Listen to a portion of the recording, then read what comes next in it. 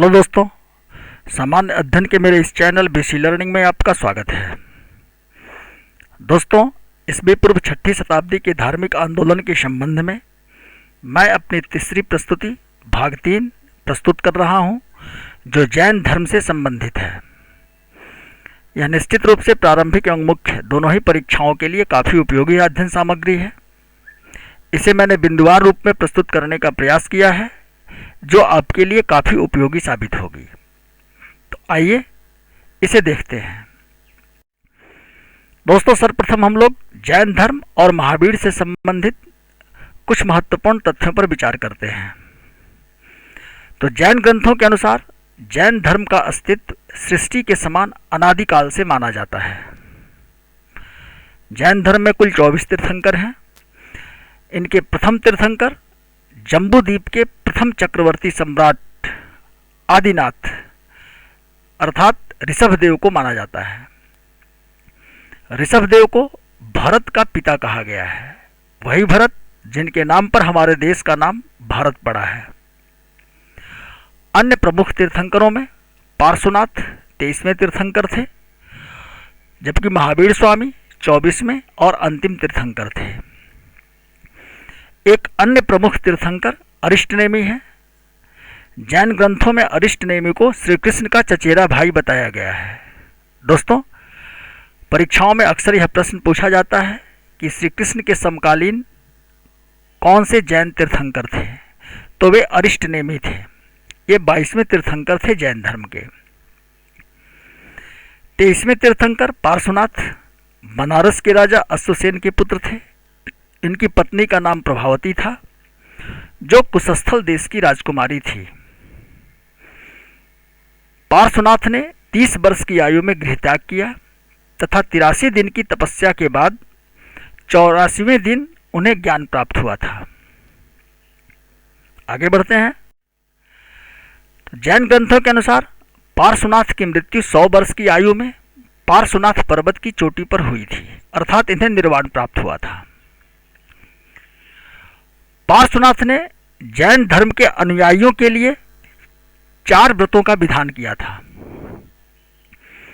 ये 4 व्रत थे: अहिंसा अर्थात किसी जीव की हत्या नहीं करना, सत्य सदा सत्य बोलना, अस्तेय अर्थात चोरी नहीं करना, और अपरिग्रह अर्थात धन संग्रह या संचय नहीं करना। इन व्रतों पर हम लोग जैन सिद्धांतों के अंतर्गत भी चर्चा करेंगे। अभी आगे बढ़ें।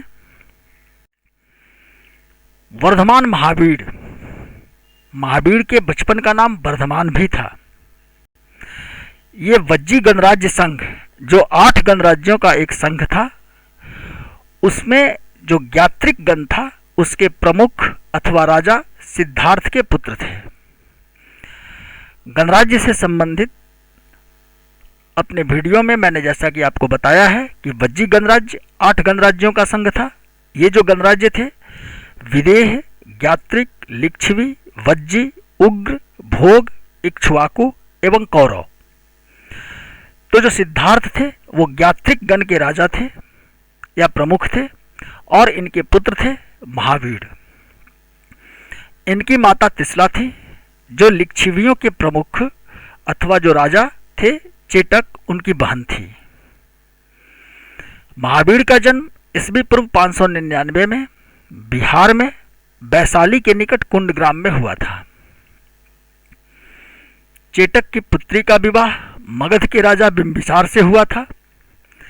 इस प्रकार महावीर का संबंध मगध राजघराने से भी था। जैसा कि मैंने पहले बताया कि महावीर के बचपन का नाम वर्धमान था। इसके अतिरिक्त जैन ग्रंथों में इनका नाम अथवा विशेषण वीर, महावीर, जिन, अरहत, भगवत आदि भी प्राप्त होते हैं। महावीर की पत्नी का नाम यशोदा था। आगे बढ़े। जब ज्ञात्रिक गण के प्रमुख सिद्धार्थ अर्थात महावीर के पिता सिद्धार्थ की मृत्यु के बाद उनका ज्येष्ठ पुत्र नंदिवर्धन ज्ञात्रिक गण का प्रमुख बना या राजा बना, और महावीर ने इनसे अनुमति लेकर के वैराग्य जीवन धारण किया।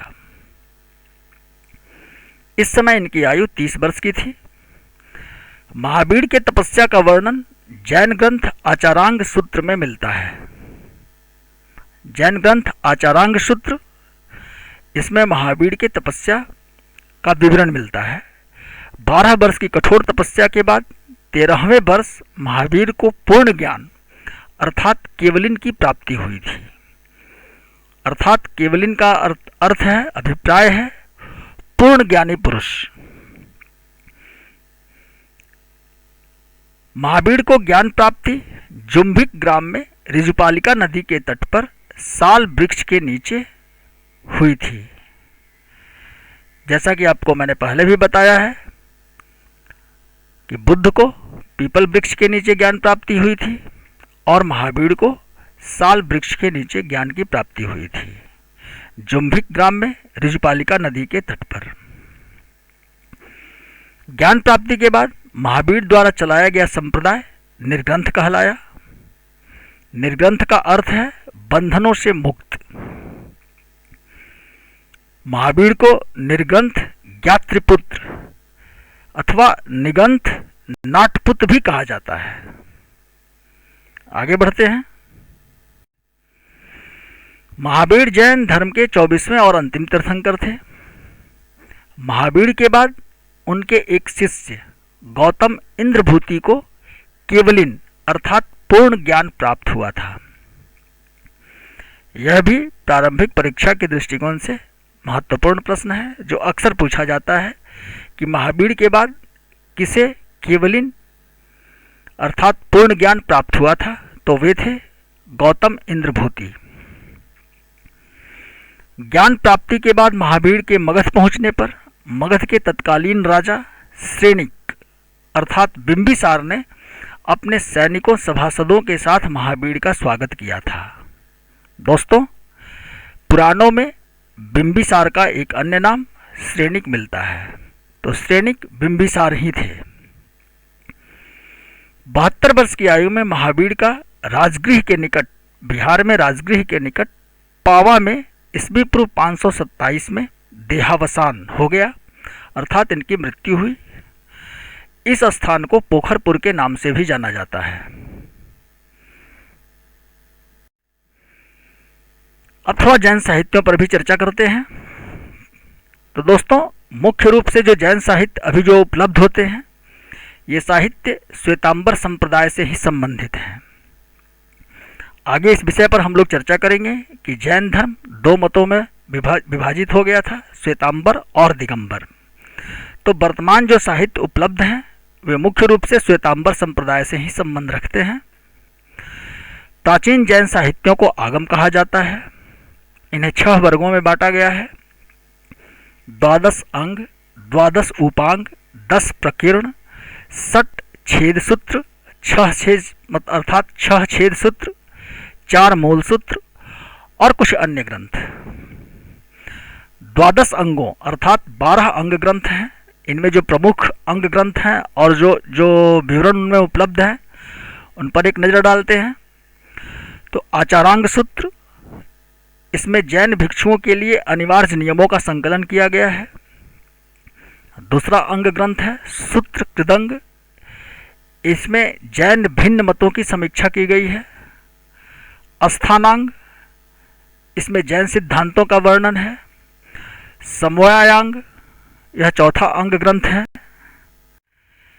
भगवती सूत्र, इसमें जैन धर्म के सिद्धांतों के विपरीत स्वर्ग और नरक का विवरण इसमें मिलता है भगवती सूत्र में। ज्ञान धर्म कथा, इसमें आख्यायिकाओं और पहेलियों के माध्यम से उपदेश दिया गया है जैन धर्म का। उवासक दशाओं 7वां अंग ग्रंथ है। 8वां अंत कृदशा, इसमें कठोर तप के माध्यम से शरीर का त्याग करने वाले जैनियों के विवरण हैं अंत कृदशा में। अनुत्तरोपपातिक दशा, यह 9वां अंग ग्रंथ है। 10वां प्रश्न व्याकरण। 11वां विपाक श्रुतम, इसमें इहलोक में किए गए कर्मों का अगले जन्म में प्राप्त होने वाले फलों का विवरण दिया गया है विपाक श्रुतम में। यह 11वां अंग ग्रंथ है। 12वां अंग ग्रंथ दृष्टिवाद है। वर्तमान में यह अनुपलब्ध है। द्वादश उपांग दूसरा संकलन है जैन ग्रंथों का। प्रत्येक अंग ग्रंथ का एक एक उपांग है। 10 प्रकरणों के अंतर्गत जैन धर्म संबंधित विभिन्न विषयों का वर्णन है। अन्य विविध ग्रंथों में नंदी सूत्र और अनुयोग द्वार सूत्र हैं। दोस्तों, जैन ग्रंथ प्राकृत भाषा में है। इसे अर्धमागधी भाषा भी कहा जाता है। जैन धर्म के संबंध में 4 संगतियों अर्थात सभाओं का उल्लेख मिलता है। प्रथम जैन संगति पाटलिपुत्र में ईस्वी पूर्व 367 में आयोजित की गई थी। इसकी अध्यक्षता स्थूलभद्र ने की थी।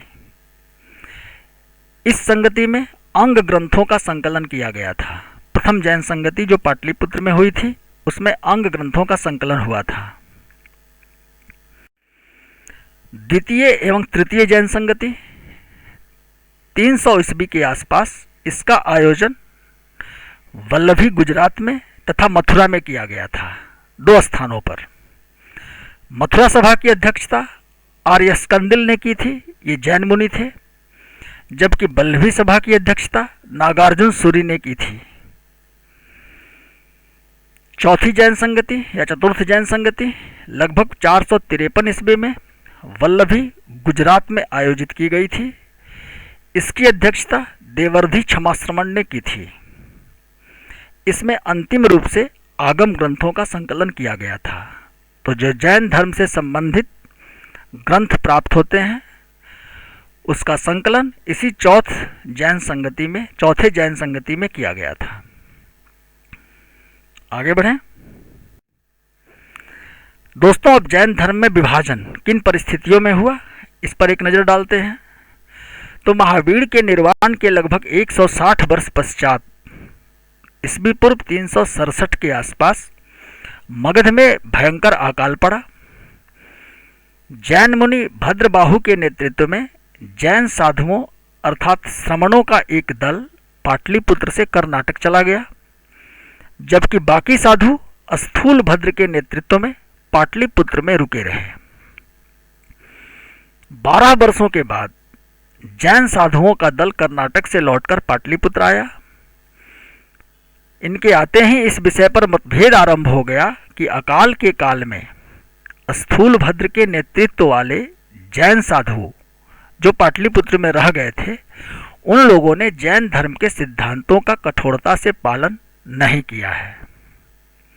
इसी विवाद के उपरांत जैन धर्म 2 मतों में विभक्त हो गया। भद्रबाहु के नेतृत्व वाला दल दिगंबर मत का अनुयायी कहलाया। तो दिगंबर मत के अनुयायी पूर्णतः नग्न रहते हैं, कोई भी वस्त्र धारण नहीं करते हैं, जबकि स्थूलभद्र के नेतृत्व वाला दल जो था वे श्वेतांबर मत का अनुयायी कहलाया, अर्थात ये श्वेत वस्त्र धारण करते हैं। इनके नियमों में भी कुछ भिन्नताएं हैं। तो इस प्रकार जैन धर्म में विभाजन हुआ, श्वेतांबर और दिगंबर। अब जैन धर्म के सिद्धांतों पर एक चर्चा करते हैं। दोस्तों, जैन धर्म के अनुसार सांसारिक तृष्णा दुख का कारण है। संपत्ति संचय के साथ मनुष्य की कामना रूपी पिपासा बढ़ती है। संसार के सभी प्राणी अपने संचित कर्मों के अनुसार विभिन्न योनियों में पैदा होते हैं तथा कर्मफल भोगते हैं। कर्मफल से मुक्ति पाने के लिए मनुष्य को त्रिरत्नों का अनुशीलन करना अनिवार्य है। तो जैन धर्म के जो 3 त्रिरत्न हैं वे हैं सम्यक ज्ञान या विश्वास, सम्यक ध्यान और सम्यक आचरण। सम्यक ज्ञान या विश्वास मतलब शंका विहीन ज्ञान, ऐसा ज्ञान जिसमें कोई शंका न हो। इसी प्रकार सम्यक ध्यान का अर्थ है सत्य में विश्वास या सत्य का दर्शन। सम्यक आचरण इसका अभिप्राय है सांसारिक सुख दुख के प्रति समभाव रखना अर्थात समान भाव रखना, यह सम्यक आचरण है। तो इनके अनुशीलन से व्यक्ति कर्म फल से मुक्त होता है और पुनर्जन्म के बंधनों से आज़ाद हो जाता है। जैन धर्म में 5 महाव्रतों का विधान किया गया है। पंच महाव्रत, इसमें आचरण पर अत्यधिक बल देते हुए 5 महाव्रतों का विधान है। जैसा कि हम लोगों ने पहले चर्चा की कि इनमें से 4 जो महाव्रत हैं, अहिंसा, सत्य, अपरिग्रह और अस्तेय, ये पार्श्वनाथ ने इनका प्रावधान किया था। और जो 5वां महाव्रत है ब्रह्मचर्य, इसे महावीर ने इसमें जोड़ा था। अहिंसा के संदर्भ में यह महत्वपूर्ण तथ्य आप जान लें कि मन, वचन तथा कर्म से किसी के प्रति असंयत व्यवहार भी हिंसा है। अर्थात किसी के प्रति आप मन, वचन तथा कर्म से असंयत व्यवहार नहीं कर सकते हैं। सत्य, क्रोध, मोह या हास्य विनोद में भी असत्य नहीं बोलना चाहिए। अपरिग्रह, धन संचय नहीं करना चाहिए, इससे आसक्ति बढ़ती है। अस्तेय, चोरी नहीं करना चाहिए, इसके अंतर्गत बिना अनुमति के किसी की वस्तु का ग्रहण भी प्रतिबंधित है। और ब्रह्मचर्य, किसी स्त्री या पुरुष के साथ संसर्ग से होने वाले सुख का मन में ध्यान करना भी वर्जित है। तो ये 5 कठोर महाव्रत हैं जैन धर्म के। आगे बढ़ें। गृहस्थ अनुयायियों के लिए भी इन्हीं पंच महाव्रतों का विधान किया गया है, लेकिन उनकी कठोरता इसमें कम कर दी गई है। इस प्रकार गृहस्थों के लिए इन्हें अनुव्रत नाम दिया गया है। जैन धर्म के अनुसार जीवन का ध्येय मोक्ष प्राप्त करना है और इसके लिए कठोर तप का विधान किया गया है, जिसमें काया क्लेश के द्वारा शरीर का परित्याग भी शामिल है। जैसा कि मैंने पहले भी चर्चा किया है इस विषय पर कि बौद्ध धर्म जो है वह मध्यम मार्गी है, अर्थात उसमें न तो अत्यधिक काया क्लेश है और न अत्यधिक भोग विलास। जबकि जैन धर्म में कठोर तप का विधान है, अत्यधिक काया क्लेश है और इस क्रम में किसी की मृत्यु भी हो सकती है और उसे अपने शरीर का परित्याग भी करना पड़ सकता है। गृहस्थों के लिए कठोर तप संभव नहीं है, अतः जैन धर्म के अनुसार गृहस्थों को मोक्ष प्राप्त नहीं हो सकता है। आगे बढ़ें। अब जैन दर्शन पर चर्चा करते हैं। दोस्तों, जैन धर्म अनिश्वरवादी है, अर्थात यह ईश्वर नामक किसी सत्ता के अस्तित्व से इनकार करता है। इसके अनुसार सृष्टि का कर्ता ईश्वर नहीं है, अतः इसका पूजा पाठ और ध्यान भी वर्जित है। लेकिन जैन धर्म एक लोकोत्तर सत्ता को मान्यता देता है, जिसे कोई भी मनुष्य अपने सद्गुणों से प्राप्त कर सकता है। अर्थात जैन धर्म में भी बौद्ध धर्म के समान पुरुष की प्रतिष्ठा पर बल दिया गया है। आगे बढ़ें। जैन धर्म आत्मा के अस्तित्व में विश्वास करता है, अतः जैन धर्म आत्मवादी है। जैन दर्शन के अनुसार आत्मा अनंत, असीम और सत्य है। जीव की रचना आत्मा एवं भौतिक तत्वों के संयोग से होती है। जीव का परम लक्ष्य असत रूपी भौतिक पदार्थों को आत्मा से मुक्त करना है। जीवों की विविधता के कारण आत्मा भी भिन्न भिन्न प्रकार की होती है। चूंकि भिन्न भिन्न प्रकार के जीव हैं, अतः आत्मा के प्रकार भी भिन्न भिन्न होते हैं। तो बौद्ध धर्म के समान जैन धर्म भी आत्मवादी है, लेकिन दोनों में मुख्य अंतर यह है कि बौद्ध दर्शन के अनुसार आत्मा का पुनर्जन्म नहीं होता, मृत्यु के साथ ही आत्मा का अंत हो जाता है। लेकिन जैन धर्म के अनुसार जो आत्मा है वह अनंत, असीम और सत्य है। आगे बढ़ते हैं। जैन धर्म पुनर्जन्म को मान्यता देता है और पुनर्जन्म का कारण मनुष्य का कर्म फल है। मनुष्य के पाप और पुण्य कर्मों के अनुसार बढ़ते और घटते हैं। कर्म फल के कारण ही मनुष्य विभिन्न योनियां प्राप्त करता है और कर्म फल भोगे बिना मुक्ति संभव नहीं है, अतः पुनर्जन्म होता है। अर्थात आत्मा का पुनर्जन्म होता है जैन दर्शन के अनुसार। जैन दर्शन के अनुसार संसार अनादि है, तथा उसका अस्तित्व शाश्वत है। यह 6 द्रव्यों से मिलकर बना है: जीव, पुद्गल, धर्म, अधर्म, आकाश और काल। इनसे मिलकर के संसार की रचना हुई है। ये जो द्रव्य हैं, 6 द्रव्य, ये विनाश रहित हैं, इनका विनाश नहीं हो सकता। जो विनाश दिखाई देता है वह इन द्रव्यों का परिवर्तन मात्र है। जैन दर्शन ज्ञान को कई रूपों में परिभाषित करता है, जैसे मति, यह इंद्रिय जनित ज्ञान, माने इंद्रियों से जो ज्ञान प्राप्त होता है वह मति कहलाता है।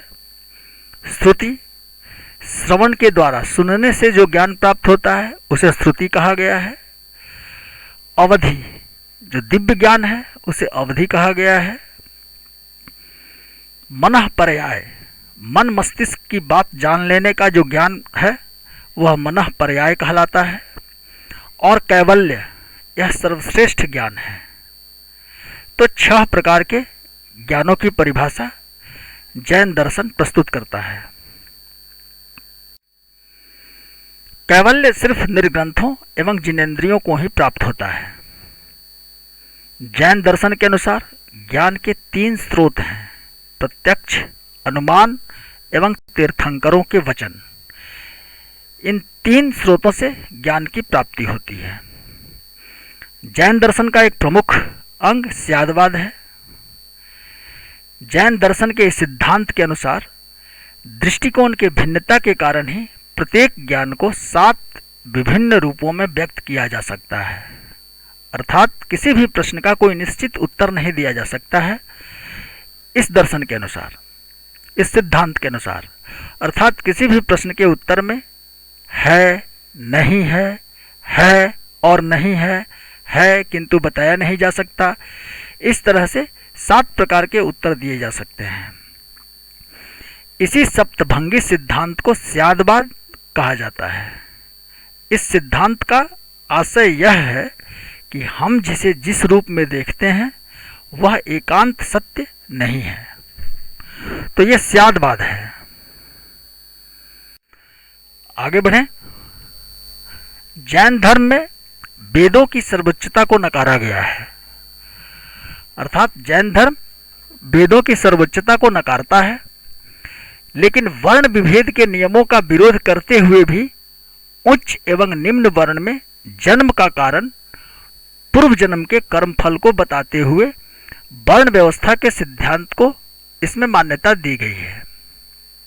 अर्थात जैन दर्शन के अनुसार वर्ण व्यवस्था को मान्यता दी गई है जैन दर्शन में, जैन धर्म में। अर्थात ऐसा कहा गया है कि आप अच्छे कर्म करेंगे तो अगले जन्म में आप उच्च वर्ण में आपका जन्म होगा। तो इस प्रकार जैन धर्म जो है वर्ण व्यवस्था के सिद्धांत को मान्यता देता है, लेकिन वर्ण विभेद के नियमों का यह विरोध करता है। इसके अनुसार प्रत्येक व्यक्ति को मोक्ष का अधिकारी बताया गया है। दोस्तों, इस वीडियो में बस इतना ही। यदि मेरी यह प्रस्तुति आपको उपयोगी लगी है तो कृपया मेरे इस वीडियो को लाइक करें। यदि अभी तक आपने मेरे इस चैनल को सब्सक्राइब नहीं किया है तो प्लीज़ इसे सब्सक्राइब करें तथा इसके सामने बने बेल आइकन को दबाएं ताकि मेरी अगली प्रस्तुति की सूचना आपको आसानी से प्राप्त हो सके। धन्यवाद।